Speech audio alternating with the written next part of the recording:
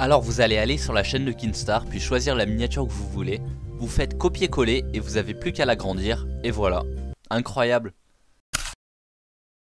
Ok l'élite, c'est Rodrigo. Aujourd'hui je vais vous apprendre à faire les mêmes miniatures que Keemstar, comme celle juste ici. Keemstar, le joueur suisse mais qui n'assume pas vraiment qu'il est suisse, donc il met un maillot de la France et... Commence le tuto putain. Pour commencer, vous allez aller dans Fichier, puis Nouveau, largeur 1920 pixels, hauteur 1080 et une résolution de 72 pixels par pouce. C'est la taille standard pour une miniature. Cliquez sur Créer et c'est parti. Pour l'arrière-plan, on va aller chercher dans Google Images et pour cette miniature, je vais utiliser Salty Springs. Pour être sûr que votre image soit en haute définition, petite technique, vous allez dans Outils, Taille Grande. Cette image est top, je viens la copier-coller et très important, je la verrouille dans Photoshop pour qu'elle ne bouge pas. Maintenant que ça c'est fait, abonnez-vous à ma chaîne pour m'aider à dépasser Cyprien, c'est très important.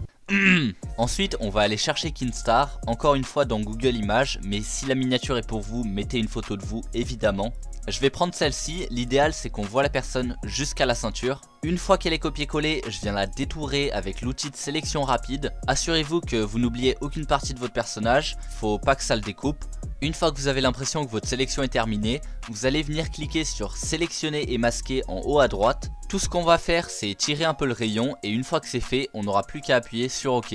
Une fois que la sélection est terminée, on vient cliquer sur ajouter un masque de fusion, ce qui nous permet de retirer le contour. Pète sa mère non ? Sélectionnez votre calque, faites clic droit et on vient choisir convertir en objet dynamique. Me demandez pas pourquoi mais vaut mieux le faire. Une fois que c'est fait, on va venir faire quelques retouches de couleurs sur notre Keemstar. Dans un premier temps, vous allez lui appliquer un calque de balance des couleurs. Faites bien attention à ce qu'il soit appliqué seulement à Keemstar en cliquant ici. On vient tirer dans les bleus clairs, alors bien sûr ça va dépendre de l'image que vous utilisez, mais l'idée c'est d'avoir un ton le plus neutre possible. Une fois que c'est fait, on va faire pareil mais avec un calque de courbe pour venir augmenter le contraste. Votre courbe devrait ressembler à peu près à ça. Double-cliquez sur le calque et là une fenêtre appelée style de calque devrait s'ouvrir. On coche ombre portée et regardez bien cette image. Tu vas mettre exactement les mêmes paramètres que moi sinon je te maraboute. Voilà, lourd. Prenez 5 secondes pour respirer et on repart. Maintenant on va venir remplir les espaces et pour ça on va mettre un skin. Prenez le skin que vous utilisez dans la vidéo, c'est quand même mieux et assurez-vous que l'image est transparente. C'est à dire que le contour est déjà retiré et pour ça vous allez aller dans outils couleurs transparentes. Et attention, une fois que vous avez choisi votre skin, vous devez l'enregistrer sous, sinon la transparence ne s'appliquera pas. On glisse notre skin dans la composition et on lui applique la même ombre portée que Keemstar. Éventuellement dupliquer la courbe de contraste pour que votre skin rende mieux, mais ça c'est pas obligatoire. Ensuite on va aller sur Fortnite. Dans l'onglet compétition, vous allez choisir la compétition que vous voulez, ouvrir l'outil de capture Windows, prendre une capture de l'icône, on vient copier puis coller dans Photoshop, je la réajuste en faisant CTRL T et voilà, pas besoin de retouche plus que ça. Et c'est maintenant qu'on va vraiment venir dynamiser la miniature. Dans Google Images, vous allez chercher l'image du logo top 1. Faites attention qu'il soit transparent, donc encore une fois, outils, couleurs transparent et on enregistre sous. Je vais en placer 3 un peu dans les coins. En fait l'idée c'est qu'on ait l'impression qu'il vrille dans tous les sens pour donner un effet de vitesse. Et pour donner de la profondeur à la miniature, vous allez un par un leur appliquer un effet de perspective. Pour ça on va dans Édition, Transformation, Perspective. Waouh! Maintenant qu'on a un effet de mouvement, on va rajouter un effet d'éclairage et pour ça on retourne dans Google Images. Vous allez chercher Electric Stock, cette image est parfaite. On peut la copier-coller dans Photoshop et tout ce que vous aurez à faire c'est sélectionner le calque et dans les modes de fusion choisir éclaircir. Pour que ce soit encore plus stylé, on duplique le calque pour mettre un autre éclair sur la miniature et là mais waouh! Il nous reste plus que le texte à mettre et là les amis c'est un peu compliqué.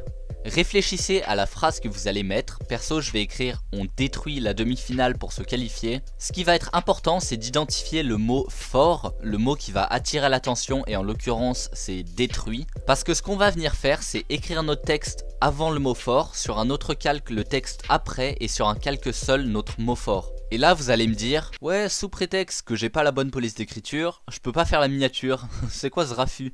C'est pour ça que je vous ai mis un lien dans la description pour télécharger la police d'écriture de Fortnite.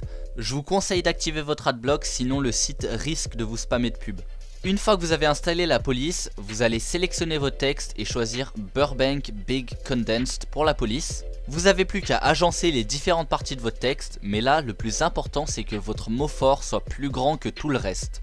Sélectionnez tous vos calques de texte et groupez-les, puis double-cliquez sur le groupe pour ouvrir la fenêtre de style de calque et on coche ombre portée. Sélectionnez le calque de votre mot fort, faites clic droit et choisissez pixeliser le texte. Maintenant verrouillez-le avec ce bouton là et sélectionnez l'outil de dégradé. On va prendre un dégradé de orange en partant d'un orange presque jaune et en terminant sur un orange presque rouge. Assurez-vous qu'il est en application linéaire et mettez votre dégradé sur le texte, comme ça il ressort vraiment bien. Et voilà l'élite, on a terminé. Et non, il manque l'ingrédient secret, le truc que Kinstar fait sur toutes ses miniatures, même si évidemment c'est pas lui qui fait ses miniatures. Créez un nouveau calque et allez dans dégradé, choisissez le dégradé noir vert transparent, cochez dégradé radial et inversé. Vous appliquez le dégradé au calque et vous l'ajustez pour qu'il ne soit que sur les bords. Enfin, vous diminuez son opacité à 70% et là, la miniature est terminée.